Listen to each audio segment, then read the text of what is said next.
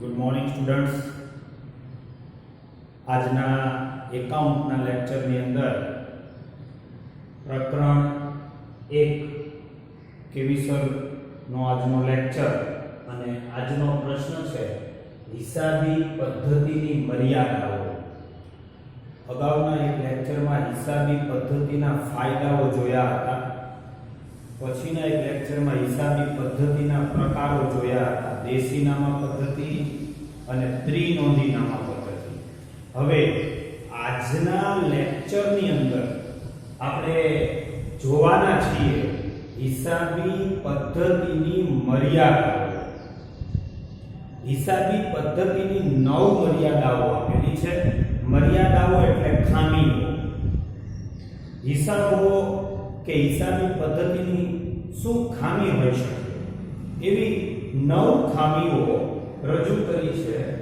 એમાં સૌથી પહેલા નંબર ઉપર પહેલો પોઈન્ટ છે સમગ્ર ધંધાની કિંમત. બીજો બિન નાણાકીય વ્યવહારો. ત્રીજો ફુગાવાજન્ય પરિસ્થિતિ. ચોથો આર્થિક વ્યવહારોનું માપ. પાંચમો વાસ્તવિકતા.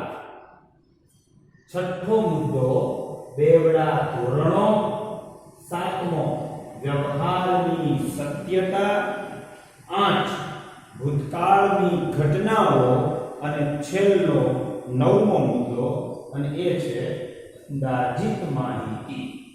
તો વાલા વિદ્યાર્થી મિત્રો, આજના અકાઉન્ટના આ લેક્ચરની અંદર આપણે જોવાના છીએ આ 9 જેટલી હિસાબી પદ્ધતિની ખામીઓ એટલે કે મર્યાદાઓ.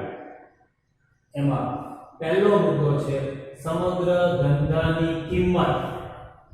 પહેલો મુદ્દો સમગ્ર ધંધાની કિંમત શું કહે છે? ધ્યાનથી સાંભળજો. અત્યંત સહેલી રીત, થિયરીને સમજવાની સૌથી સહેલામાં સહેલી કેવીસરની આ એકદમ સિક્રેટ મેથડો તમારા માટે. ધ્યાનથી જોજો, આવડી જ જશે. સમગ્ર ધંધાની કિંમત. કોઈ પણ બિઝનેસ ચાલતો હોય એ કિંમત કેવી રીતે નક્કી થાય? તો કીધું છે હિસાબો એ સમગ્ર ધંધાની કિંમત દર્શાવી શકતા નથી. લખેલા હિસાબી ચોપડાના ચોપડા પડ્યા હોય, એનાથી કોઈ દુકાન, કોઈ મોલ, કોઈ કંપની, ફેક્ટરી, ઓફિસો ની કિંમત નક્કી ન થાય. એટલે શું કીધું? હિસાબો એ સમગ્ર ધંધાની કિંમત દર્શાવી શકતા નથી. કારણ કે ધંધાનું મૂલ્ય એટલે કે કિંમત, ધંધાનું મૂલ્ય એટલે કે કિંમત નક્કી થાય છે નીચેના પરિબળોથી. ધંધાની કિંમત કોણ નક્કી કરે? નીચેના પરિબળો. કયા? ધંધાનું સ્થાન, કઈ સ્થળ પર તમે ધંધો ચલાવો છો. ધંધાની હરીફાઈ, તમારા હરીફ કેટલા છે. ઓછા હરીફ હોય તમે વધુ કમાઓ. કર્મચારી સાથેના સંબંધો, ગ્રાહકોના સંબંધો, બરાબર. ત્યાર પછી છે વેચાણ. તમારા ધંધામાં વેચાણ જ ન હોય, વેચાણ ઓછું હોય તો ધંધાની કિંમત ઓછી. પણ પુષ્કળ વેચાણ હોય, ગ્રાહકોની ભીડ જામતી હોય, તમારી શોપ પર, દુકાન પર, મોલમાં, ઓફિસ પર ગ્રાહકો માલ ખરીદવા માટે ભીડ ટોળે વળતા હોય તો તમારું વેચાણ વધુ હોય તો તમારા ધંધાની કિંમત પણ ઊંચી આવે. બરાબર. ઇજારાશાહી. ઇજારાશાહી એટલે શું? કોઈ મિત્રોને શબ્દ ન સમજાય તો ધ્યાનથી સાંભળજો વાલા મિત્રો. ઇજારો એટલે અગાઉ આપણે ચર્ચા કરી છે કે વેચનારો એક હોય અને ખરીદનારા અનેક હોય, અનેક ઊભા હોય. વેચનાર એક જ હોય, ખરીદનાર અનેક હોય. એટલે આ એક જે વસ્તુ વેચનારો છે, સેવા વેચનારો છે, એ એની શરતે એને કિંમત લેવી છે. એ કિંમત લઈને માલ કે સેવા વેચશે આ બધાને. એટલે એ પોતે છે એવી કિંમત લઈ શકે એને ઇજારો કહેવાય. ખબર? તો એવી પરિસ્થિતિ જે ધંધાની કિંમત નક્કી કરે છે. તો ધંધાની કિંમત હિસાબો નક્કી કરી શકતા નથી. તો આ હિસાબી પદ્ધતિની પહેલી મર્યાદા કે ખામી પૂરી થઈ. સેકન્ડ, બીજી બિન નાણાકીય વ્યવહારો એટલે બીજી પદ્ધતિ છે બિન નાણાકીય વ્યવહારો. અમુક વ્યવહારો મહત્વના હોવા છતાં હિસાબોમાં નોંધાતા નથી. અમુક વ્યવહારો ખૂબ મહત્વના હોય પણ હિસાબી ચોપડે નોંધવામાં આવતા જ નથી. કેવા? જેમ કે ધંધાના કોઈ કાર્યક્ષમ કે વફાદાર કે પ્રામાણિક કર્મચારીનું અવસાન થઈ જવું, મૃત્યુ. નોકરી છોડીને જતું રહેવું. થોડું નીચે છે, બાય ચાન્સ કદાચ બોર્ડમાં નીચેનો ક્વેશ્ચન છે અને સ્ક્રીન પર તમને ન દેખાય તો હું બોલું છું એ સાંભળજો. અહીંયા શું લખ્યું છે કે ધંધાના કાર્યક્ષમ કર્મચારીનું કોઈ વફાદાર પ્રામાણિક કર્મચારી તમારે ત્યાં કામ કરે છે, વર્ષો જૂનો છે, એ કર્મચારી જે તમારા ધંધાને પોતાનો જ ધંધો છે એમ સમજીને ઈમાનદારીથી કામ કરે છે, આવો કર્મચારીનું મૃત્યુ થઈ જવું અથવા તમારે ત્યાંથી નોકરી છોડી અને હરીફને ત્યાં કામ પર જતો રહે, તો આવો પ્રામાણિક, વફાદાર, નિષ્ઠાવાન, સારો કર્મચારી, કાર્યક્ષમ એ ધંધો છોડીને જતો રહે, હરીફને ત્યાં જતો રહે, તમારી નોકરી છોડી દે, તો તમને આવા કર્મચારીની ખોટ પડે કે ન પડે? એબ્સોલ્યુટલી સર, આવી કર્મચારીનું જતું રહેવું એ ખોટ જ કહેવાય. સારા માણસોથી જ ધંધો ચાલતો હોય છે. કર્મચારીઓ એ ધંધાનો પ્રાણ છે. સારા કર્મચારીઓ, નિષ્ઠાવાન કર્મચારીઓ એ ધંધાનું ખરેખર મહામૂલ્યવાન ધન છે, મૂડી છે. એ કર્મચારીઓ હોય તો ધંધો સારી રીતે ધમધમે, ટકે. નબળા કર્મચારીઓ, નબળી નીતિવાળા, ચોરી કે ઉચાપત કરી લેવા વાળા કર્મચારીઓ ધંધાને ડૂબાડે. તો તમારે ત્યાં આવો નિષ્ઠાવાન કર્મચારી કામ કરતો હોય, એ છોડીને જતો રહે, એનાથી ધંધાને અસર થાય. પણ કર્મચારીનું મૃત્યુ થવું, કર્મચારીનું આવું છોડીને જતું રહેવું, એ ધંધાને અસર થતી હોવા છતાં હિસાબોમાં ક્યાંય એની નોંધ થતી નથી. એ હિસાબી પદ્ધતિની મર્યાદા છે, ખામી છે. ખરેખર એને નોંધવા જોઈએ. એટલે શું કીધું મુદ્દામાં? ધ્યાનથી જુઓ. બીજો મુદ્દો, બિન નાણાકીય વ્યવહારો. અમુક વ્યવહારો મહત્વના હોવા છતાં હિસાબોમાં નોંધાતા નથી. જેમ કે ધંધાના કાર્યક્ષમ કે વફાદાર કર્મચારીનું અવસાન થઈ જવું, નોકરી છોડીને જતું રહેવું વગેરે વગેરે. બરાબર? જે ધંધામાં મહત્વના છે પણ હિસાબી ચોપડે, હિસાબી પદ્ધતિ એને નોંધતી નથી, તો એ હિસાબી પદ્ધતિની ખામી કહેવાય. ત્રીજો મુદ્દો શરૂ કરીએ અને એ છે ફુગાવાજન્ય પરિસ્થિતિ. ફુગાવો કોને કહેવાય?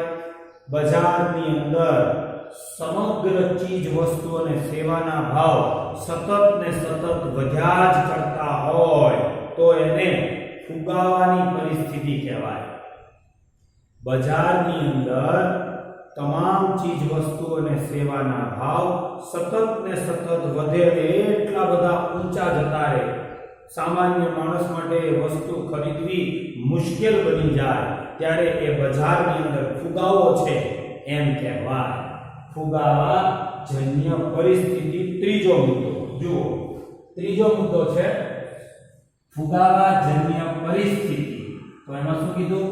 બજારમાં જ્યારે ફુગાવાની પરિસ્થિતિ હોય ત્યારે હિસાબોમાં ધંધાની સાચી અને વાજબી આર્થિક પરિસ્થિતિ દર્શાવી શકાતી નથી. કારણ કે બજારમાં સમગ્ર જગ્યાએ જે ચીજ વસ્તુના ભાવ 50 રૂપિયા છે એ ફુગાવાને કારણે 500 થઈ જાય. જે ચીજ વસ્તુનો ખરેખર ભાવ 50 છે પણ ફુગાવાની પરિસ્થિતિ એટલી બધી વધી જાય કે જેનો બજાર ભાવ 500 રૂપિયા થઈ જાય. ખરેખર તો છે માત્ર 50 પણ ફુગાવામાં એનો ભાવ 500 થાય એટલે હિસાબી ચોપડે એની નોંધ 500 થી થાય. જ્યારે વાસ્તવિક કિંમત કેટલી હતી? સાચી 50. તો ફુગાવાની પરિસ્થિતિ ચાલતી હોય ત્યારે લખેલા હિસાબો તમને સાચી માહિતી આપી શકે નહીં. એ હિસાબી પદ્ધતિની એક ખામી છે, મર્યાદા છે. તો ત્રીજો મુદ્દો પૂરો થયો. પહેલા મુદ્દાની અંદર શું કીધેલું? ફરી એક વખત, સમગ્ર ધંધાની કિંમત. હિસાબો એ સમગ્ર ધંધાની કિંમત દર્શાવી શકતા નથી, કારણ કે ધંધાનું મૂલ્ય કે કિંમત તો નીચેના પરિબળો નક્કી કરે છે. હિસાબી પદ્ધતિથી નક્કી ન થાય. ધંધાનું સ્થાન, હરીફાઈ, કર્મચારી સંબંધ, વેચાણ, ઇજારાશાહી, આ બધા પરિબળો એ ધંધાની કિંમત નક્કી કરે છે, હિસાબી પદ્ધતિ નહીં. એટલે હિસાબોની એક ખામી છે. બિન નાણાકીય વ્યવહારો, અમુક વ્યવહારો જે બિન નાણાકીય છે તેનું મૂલ્ય નાણામાં ન આપી શકાય. જેમ કે કર્મચારીની વફાદારી. કોઈ કર્મચારીની વફાદારી તમે નાણામાં આપી શકો કે આ કર્મચારીની વફાદારી 5000 જેટલી કહેવાય, આ કર્મચારીનું મૂલ્ય 5 લાખ ગણાય? કોઈનું મૂલ્ય નાણામાં આપી ન શકાય. બરાબર? એટલે અમુક વ્યવહારો મહત્વના હોવા છતાં હિસાબી પદ્ધતિમાં નોંધાતા નથી. જેમ કે કર્મચારીનું અવસાન થવું, નોકરી છોડીને જતું રહેવું. ફુગાવાજન્ય પરિસ્થિતિ. બજારમાં જ્યારે સતત ને સતત ભાવ વધારો થાય ત્યારે ખોટો ભાવ વધારો હોય. 50 ની વસ્તુ 500 એ વેચાતી હોય, આવા ખોટા આંકડા હિસાબોમાં નોંધાય. પછી તમે હિસાબો જો તો એમથી સાચો નિર્ણય આવે નહીં, કારણ કે હિસાબોના આંકડા જ કેવા લખાણા હતા? ખોટા. બરાબર? ચોથો મુદ્દો. કયો ચોથો મુદ્દો છે? આર્થિક વ્યવહારોનું માપ. ચોથો મુદ્દો શું છે? આર્થિક વ્યવહારોનું માપ. નાણાંનું મૂલ્ય સ્થિર છે અથવા રહેશે તેમ માનીને હિસાબો નોંધવામાં આવે છે. બરાબર? હિસાબી ચોપડામાં વર્ષની શરૂઆત થાય ત્યારે હિસાબો લખાય ત્યારે એવું માનવામાં આવે કે નાણાંનું મૂલ્ય સ્થિર છે અને કાયમ નાણાંનું મૂલ્ય સ્થિર રહેશે. પણ મિત્રો, નાણાંનું મૂલ્ય ક્યારેય પણ સ્થિર હોઈ શકે જ નહીં, રહેતું જ નથી, હોતું જ નથી. જેમ કે 2 વર્ષ કે વર્ષ પહેલા જે વસ્તુ તમે 100 રૂપિયામાં ખરીદી શકતા હો એ વસ્તુ ફુગાવા કે ભાવ વધારાને કારણે તમારે એ વસ્તુ ખરીદવા 150 કે 200 રૂપિયા ચૂકવવા પડે. 150 થી 200 રૂપિયા ચૂકવવા પડે. તેનો અર્થ એવો થયો કે જે વસ્તુ 100 માં મળતી હતી એ આજે 150 માં મળે છે. વસ્તુ તો એની એ જ છે, ચીજ વસ્તુ તો એની એ જ છે, એટલા જ જથ્થામાં છે. જથ્થામાંય ફેરફાર નથી, વસ્તુમાંય ફેરફાર નથી. તો ફેરફાર થયો શેમાં? તેની કિંમતમાં. પહેલા એ વસ્તુ મળતી હતી કેટલામાં? 100 માં. હવે મળે છે 150 માં. તો એનો અર્થ એવો થયો નાણાંનું મૂલ્ય સ્થિર છે? ના. 100 થી કેટલે પહોંચી ગયું? 150. કોઈ વખત ઘટે પણ ખરા. 100 ની ચીજ વસ્તુ તમને 80 માં મળે. તો એનો અર્થ એવો થયો કે વસ્તુની કિંમત 100 હતી પણ હવે 80 રૂપિયા થઈ ગઈ છે. તો ત્યારે 100 આજે 80. તો નાણાંનું મૂલ્ય સ્થિર છે? ના. તો એ જ કીધું છે નાણાંનું મૂલ્ય સ્થિર છે એમ સમજીને હિસાબો લખવામાં આવે છે, પરંતુ ક્યારેય નાણાંનું મૂલ્ય સ્થિર રહેતું નથી. અને ભૌતિક જથ્થામાં હિસાબો નોંધવા શક્ય નથી. ભૌતિક જથ્થામાં એટલે હિસાબો તમે બધા ઘઉં, ચોખા, બાજરી, આટલા કિલો, આટલા ગ્રામ, આટલા ટન જેને તમે ખરીદ્યા મૂક્યા હોય તો એને લખવા મુશ્કેલ છે. કોઈ પ્રવાહી વસ્તુ હોય તો લીટરમાં મપાતી હોય, કાપડ જેવી વસ્તુ મીટરમાં મપાતી હોય, બરાબર છે? તો એને હિસાબોમાં એ જથ્થો, ભૌતિક જથ્થો, kilogram, metric ton, litre, metre, બરાબર છે, એમાં નોંધવા એ નોંધી શકાય માહિતી માટે કે આટલા મીટર કાપડ આવ્યું, આટલા કિલોગ્રામનો જથ્થો પડ્યો છે. પણ તમારે નિર્ણય લેવા હોય સાચા હિસાબો તો એમાં મૂલ્ય જોઈએ. આટલા રૂપિયાનું લીટર, આટલા રૂપિયાનું કિલો, તો એ લીટર નો કિલોનો ભાવ જે છે એ તમારે નોંધવા માટે નાણું જ લખવું પડે, ભૌતિક જથ્થો નહીં. એટલે ભૌતિક જથ્થામાં હિસાબો નોંધવા ખરેખર શક્ય નથી. બરાબર, માહિતી માટે લખી શકાય આટલા કિલો માલ વેચો, પણ બિલમાં લખ્યું જ પડે આટલા કિલો પણ એના રૂપિયા. એટલે સૌથી મહત્વની વસ્તુ ભૌતિક જથ્થા કરતા મૂલ્ય છે, અને મૂલ્ય ક્યારેય સ્થિર રહેતું નથી, એ ચેન્જીસ થયા કરે છે, બદલ્યા કરે છે. એટલે એનાથી તમે એકદમ પરફેક્ટ સચોટ નિર્ણય લઈ શકતા નથી, કારણ કે નાણાંનું મૂલ્ય અપ એન્ડ ડાઉન થાય, બદલે. તમારો નિર્ણય જે છે એ તમે જેના આધારે નાણાંનું મૂલ્ય ઘટી ગયું, તમે નિર્ણય લઈ લો તો નિર્ણય ખોટો પણ પડે. એટલે નાણાંનું મૂલ્ય સ્થિર રહેતું નથી, એ આ એક પદ્ધતિની ખામી છે. બરાબર. પાંચમો મુદ્દો, કયો પાંચમો મુદ્દો? વાસ્તવિકતા. તો શું કીધું છે? કાયમી મિલકતો ઘસારો બાદ કરીને ચોપડે લખાય છે. હિસાબી ચોપડામાં તમારી ઓફિસ ચાલતી હોય, દુકાન ચાલતી હોય, તમે ધંધો કરતા હો તો તમારી પાસે ધંધાનું મકાન હોય, ધંધાની અંદર તમારી પાસે ફર્નિચર હોય, યંત્રો હોય. તો તમારી પાસે જે ફર્નિચર છે, જે યંત્રો છે, એ તમે 2 વર્ષ પહેલા 5 લાખ રૂપિયાના લીધા હોય. કેટલાના? 5 લાખ રૂપિયાના. કોઈ યંત્રો કે કોઈ ફર્નિચર 2 વર્ષ પહેલા. હવે 2 વર્ષ પછી એ યંત્ર તમે વેચવા જાઓ, 5 લાખ આવે. એ ફર્નિચર વેચવા જાઓ, 5 લાખ આવે ના આવે, કિંમત ઘટીને આવે. કેમ કિંમત ઘટી ગઈ? 5 લાખનું યંત્ર કદાચ 4 લાખમાં વેચાય, 5 લાખનું ફર્નિચર કદાચ 4 લાખમાં વેચાય. તો એનો અર્થ લાખ રૂપિયાની કિંમત જે ઘટી ગઈ એ શું બતાવે છે? મિલકતને લાગેલો ઘસારો બતાવે છે. તમારા ઘરે જે તમારા ફાધર 2 વ્હીલર્સ કે 4 વ્હીલર્સ ચલાવતા હોય, એ જ્યારે ખરીદ્યા હોય અને આજે તમે એને વેચવા માટે બજારમાં મૂકો તો ખરીદ્યા હતા એ કિંમત આવે નહીં, કિંમત તૂટીને આવે, ઘટીને આવે. તો જેટલી કિંમત તૂટી, જેટલી કિંમત ઘટી, એટલો એને શું લાગી ગયો કહેવાય? ઘસારો. તો હિસાબી ચોપડામાં મિલકતો ઘસારો બાદ કરીને લખાય છે. ઓકે, ચાલો. તમારું 5 લાખનું યંત્ર તમે 1 લાખનો ઘસારો માન્યો અને ચોપડે લખી નાખ્યું કેટલા રૂપિયાનું? આ વર્ષમાં 4 લાખમાં. હવે તમે જ્યારે એને બજારમાં વેચવા કાઢો તો ચોપડે દર્શાવેલું મૂલ્ય અને બજારમાં બોલાતો ભાવ સરખો જ આવશે? બોલો, સરખો આવશે? ના. તમારા ચોપડે 5 લાખનું યંત્ર 1 લાખનો ઘસારો બાદ કરી અને તમે નોંધી દીધું કેટલામાં? 4 લાખમાં, કે હવે અમારું આ યંત્ર 4 લાખનું છે. ઓકે, હવે તમે વેચવા કાઢો તો બજારમાં ખરીદનારો એમ પણ કે મને 3.5 લાખમાં પોસાય.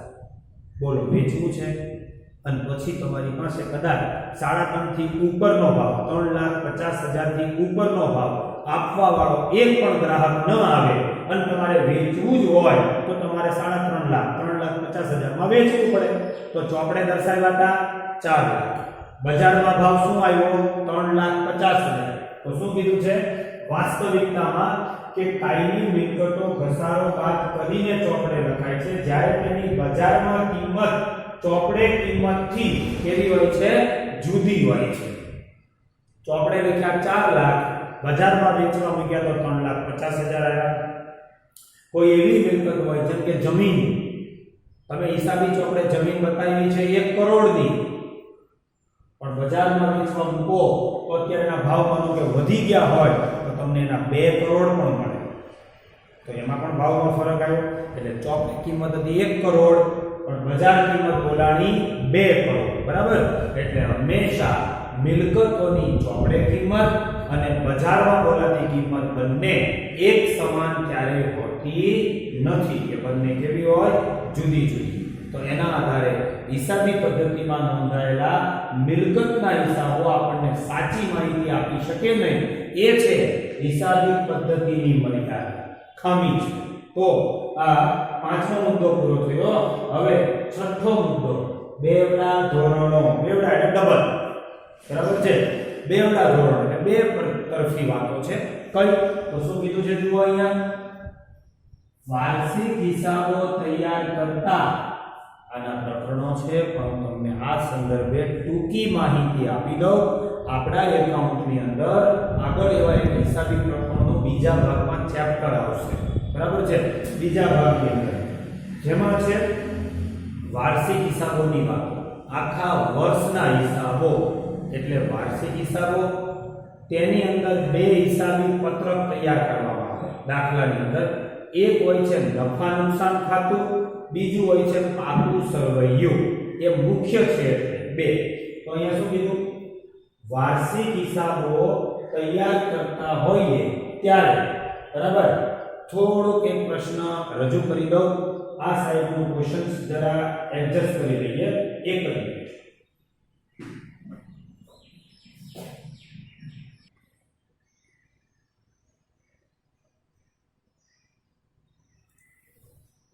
ચાલો થોડું ક્વેશ્ચન બોર્ડનો સેટ કરી દીધો છે.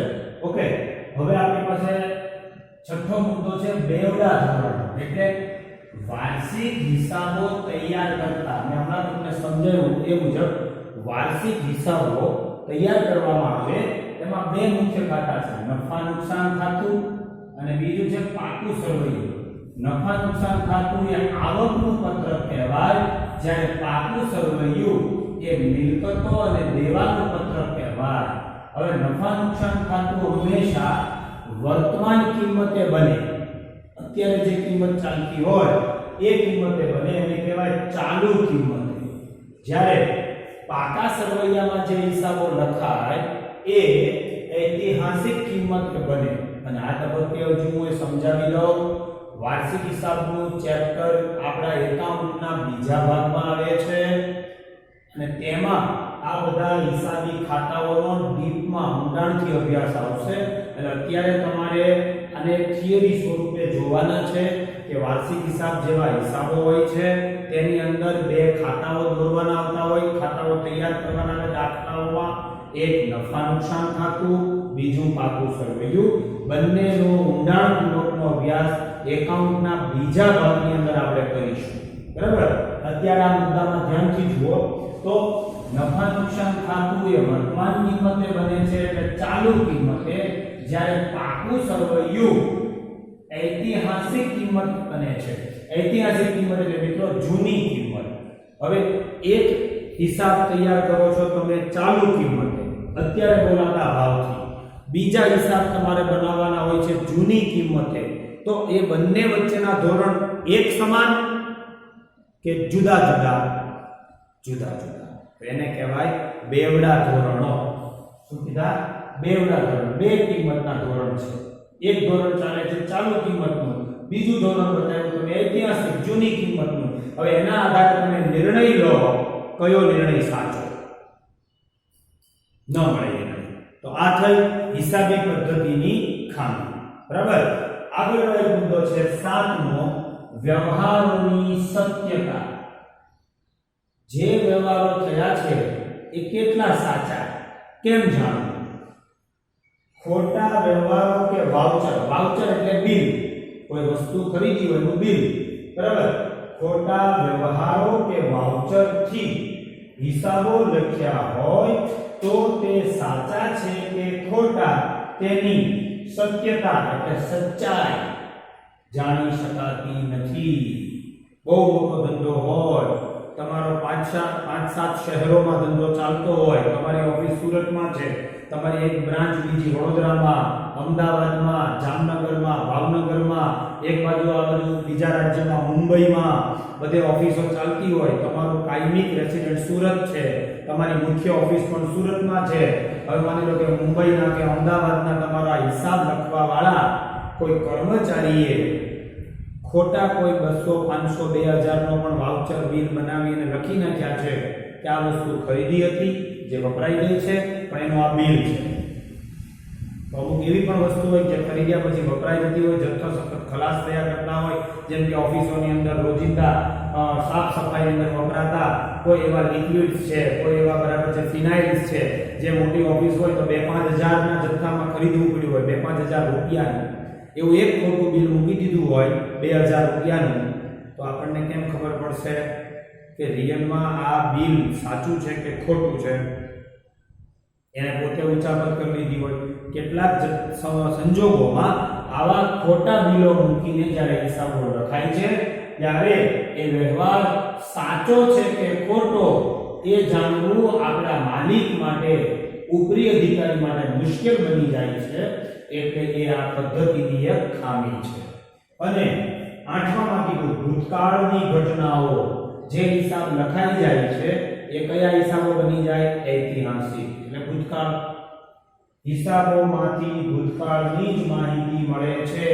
ગયા મહિનામાં કેટલું વેચાણ કર્યું, ગયા મહિનામાં કેટલો પગાર ચૂકવ્યો, ગયા મહિનામાં ઓફિસનું કેટલું લાઇટ બિલ ભર્યું, ગયા વર્ષે કેટલું વેચાણ થયું, ગયા વર્ષમાં કેટલો ટોટલ પગાર ચૂકવાયો. તો એ તો ગયા મહિનામાં, ગયા વર્ષમાં આ બધી કઈ માહિતી થઈ? ભૂતકાળની, ઐતિહાસિક. અને એ માહિતી ભવિષ્યની માહિતી તેમાં હોય છે ના. ધંધાના તમારે અગત્યના નિર્ણય લેવા, ધંધાના તમારે કોઈ અગત્યના ભવિષ્ય માટે આયોજનો કરવા હોય તો આ ભૂતકાળની માહિતી તમને કામ લાગી શકે નહીં. એ ઉપયોગી થતી નથી. કારણ કે હિસાબી ચોપડામાં જે માહિતી છે એ બધી જ માહિતી કઈ છે? ગયા મહિનામાં થયેલું વેચાણ, ગયા મહિનામાં ભરેલું લાઇટ બિલ, ગયા મહિને ચૂકવેલા પગાર, ગયા વર્ષના હોય, એના આગળના વર્ષના હોય. તો બધા ભૂતકાળના હિસાબો થયા. એ તો બધા ઐતિહાસિક હિસાબો થયા. તો એ બધી માહિતી ભૂતકાળની છે. અને આપણે ધંધા માટે કોઈ ભવિષ્યના આયોજનો કરવા હોય, ભવિષ્યના નિર્ણયો લેવા હોય, ધંધા માટે ભવિષ્યના કોઈ અંકુશની માહિતી હોય, એ બધું જોતું હોય તો આ હિસાબો આપણને પૂરા પાડી શકે નહીં. એ એક હિસાબી પદ્ધતિની ખામી છે, મર્યાદા છે. અને છેલ્લો મુદ્દો અંદાજિત માહિતી. અંદાજિત માહિતી એટલે કેટલીક વખત ધંધાઓમાં અમુક માહિતી વિદ્યાર્થી મિત્રો એવી હોય છે જે એક્સેપ્શન કરે છે, અંદાજિત કિંમત લખવામાં આવે. અંદાજે જેમ કે હમણાં જ આપણે વાત કરી 4 લાખ રૂપિયા તમે ઘસારો વાત કરીને યંત્રના લખી દો છો. યંત્ર હતું કેટલાનું? 5 લાખનું. ઘસારો કેટલો કાઢ્યો? 1 લાખ. તો આપણે લખી નાખ્યા ઘસારાના કેટલા? 4 લાખ. હવે તમે વેચવા કાઢ્યું તો તમારી પાસે આવ્યા માત્ર 3,50,000. એટલે એનો અર્થ એવો થયો કે હજુ તમે જે 1 લાખ રૂપિયા ઘસારો કાઢ્યો ને એ અંદાજે હતો, ઘસારોને 1,50,000 લાગી ગયો. 5 લાખના યંત્રને બજારમાં વેચો છો અને 3.5 લાખ આવે તો એનો અર્થ 5 લાખમાંથી કેટલા રૂપિયા ઘસારો ગયો? 1,50,000. તો બાકીના બરાબર તમે જે ઘસારામાં લખ્યા હતા 1 લાખ, ખરેખર કપાયા 1,50,000. એટલે તમે ઘસારો 1 લાખ મૂક્યો. એ કઈ રીતે મૂક્યો? તો અંદાજિત. કેટલીક અંદાજિત માહિતી હોય છે, જેમ કે ઘાલખાદ અનામત, વટાવ અનામત, આખર સ્ટોકની કિંમત વગેરે. હવે આમાં બે શબ્દો છે, ઘાલખાદ અનામત, વટાવ અનામત શું છે? અને આપણે શબ્દને સમજવાનો એક આગળના લેક્ચરો આવશે, એમાં આનો વિશેષ ઊંડાણમાં અભ્યાસ કરીશું. પણ આજે એક શબ્દ આવ્યો છે તો હું સમજાવી દઉં છું. તમારે ઉધાર માલ વેચ્યો હોય કોઈને 5,000 નો, એની પાસેથી 5,000 લેવાના છે, પણ એ વ્યક્તિ તમને 5,000 રૂપિયા આપતો નથી, વાયદો આપે છે. 1લી તારીખે આપું, 5મી તારીખે આપું, પગાર થાય ત્યારે આપું, ફોન કરો તો કે હવે હું વતન જતો રહ્યો છું, આવું ત્યારે તમને આપી દઈશ. બરાબર, એમ વાયદા આપે છે. 5,000 રૂપિયા આપવાની ના નથી પાડતો. જો તમને ના પાડી દે ને તો એ તમારા રૂપિયા ડૂબી ગયા. તમારા રૂપિયા લેવાના છે 5,000, એ ડૂબી ગયા ગણાય. પણ એ તમને મોઢે મોઢ ના ક્યાં પાડે છે? હું રૂપિયા આપીશ નહીં. એ તમને વાયદા આપે છે. એટલે તમને એના ઉપર શંકા જાય કે આપશે કે નહીં. એટલે એ શકમંદ લેણું કહેવાય. લેવાના છે એટલે લેણું, પણ કેવું લેણું? શંકાવાળું. તમને એના પર શંકા છે કે આ વાયદા પછી વાયદા આપે છે, 1લી તારીખે આપું, 5 તારીખે આપું, ગામ જઈને આવું ત્યારે આપું, એમ ખોટા વાયદા આપે છે, પૈસા આપતો નથી. એટલે તમને એના ઉપર શંકા જાય છે. એને કહેવાય શકમંદ લેણા અનામત. એનું જ બીજું નામ છે ઘાલખાદ અનામત, અથવા એને પણ કહેવાય, એટલે કે બીજો શબ્દ છે, અથવા નથી શકાય, સોરી, પણ પણ વટા બનાવો. હવે વટા બનાવટ શું છે? વટા બનાવટ એ છે કે તમે સામે ચાલીને કોઈને તમારી શોપ પરથી હું 5000 નો માલ લઈ જાઉં, આપણે બંને ખાસ મિત્રો છીએ અથવા અંગત સંબંધી છીએ, અને હું જ્યારે તમને 5000 રૂપિયાનું બિલ ચૂકવવા આપવા આવું અને હું તમને કહું કે લે બેટા 5000 મારે દેવાના હતા, એ સમજીને લઈ લેજો. તમારે 5000 લેવાના જ છે, પણ એ સમયે કદાચ તમે એમ કહો કે સારું સર, કેવી સર, તમે 4500 આપો, 500 રૂપિયા બાદ કરજો વટા મારા તરફથી, તમે નિયમિત આપી જાઓ છો એટલે 500 રૂપિયા માફ નથી થતા. તો 5000 મારે દેવાના જ હતા, પણ આપણી મિત્રતા, એકબીજા ઉપરના ભરોસાને કારણે તમે 500 રૂપિયા મારા બાદ કરી આવ્યા, વટાવાય, એને કહેવાય વટા બનાવો. બરાબર.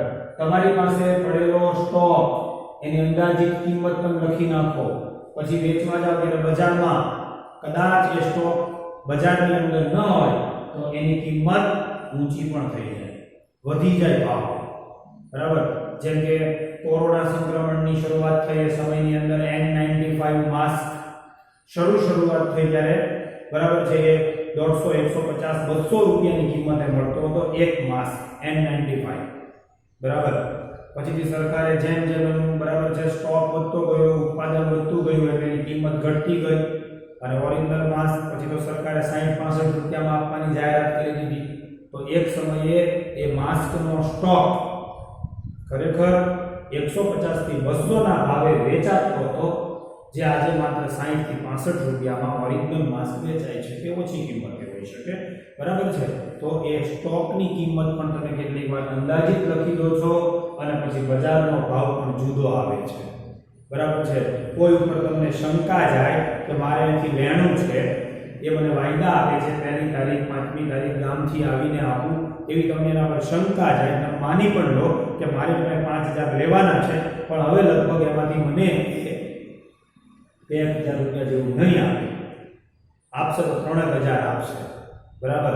એટલે તમે ચોપડે પણ લખી નાખો છો કે 2000 રૂપિયા આવવાના નથી, એ ખાલખાત અનામત કહેવાય. એને બીજા શબ્દમાં શકમંદ લેણા અનામત કહેવાય. શું કહેવાય? શકમંદ લેણા અનામત.